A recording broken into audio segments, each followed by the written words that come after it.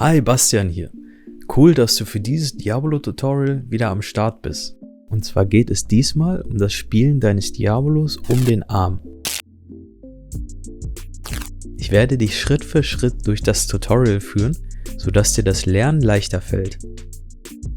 Als erstes führst du den Ellenbogen deines spielenden Arms an der Innenseite deiner Schnur vorbei und dann nach oben.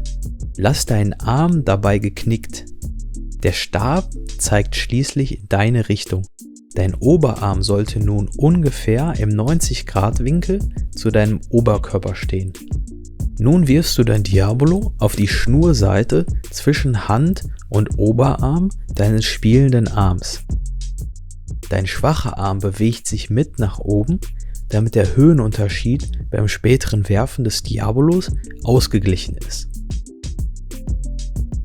Der Trick macht natürlich noch mehr Spaß, wenn du das Diabolo mehrmals um deinen Arm kreisen lässt. Dazu bewegst du deinen schwachen Stab immer wieder leicht nach oben, wenn dein Diabolo am Ende der Schnur angekommen ist. So bekommt es wieder genug Power, um erneut deinen Arm zu umkreisen. Du kannst dein Diabolo entweder aus dem Stand über deinen Arm werfen oder direkt den Schwung aus der Bewegung in die Armposition mitnehmen und sofort über deinen Arm werfen. Ich empfehle dir die zweite Variante, da es etwas smoother aussieht.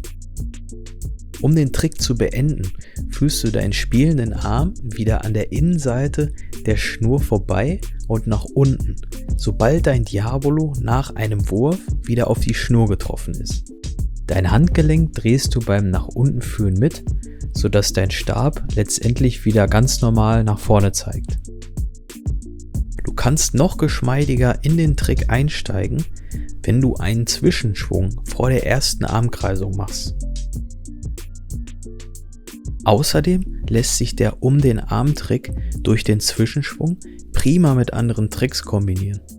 Das Tutorial zum Zwischenschwung findest du oben rechts im Video.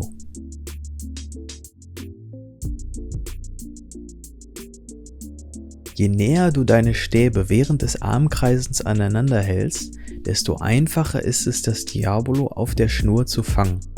Allerdings kreist es dadurch auch schneller um deinen Arm. Andererseits kannst du die beiden Stäbe auch weiter voneinander distanzieren, sodass die Kreise noch größer werden.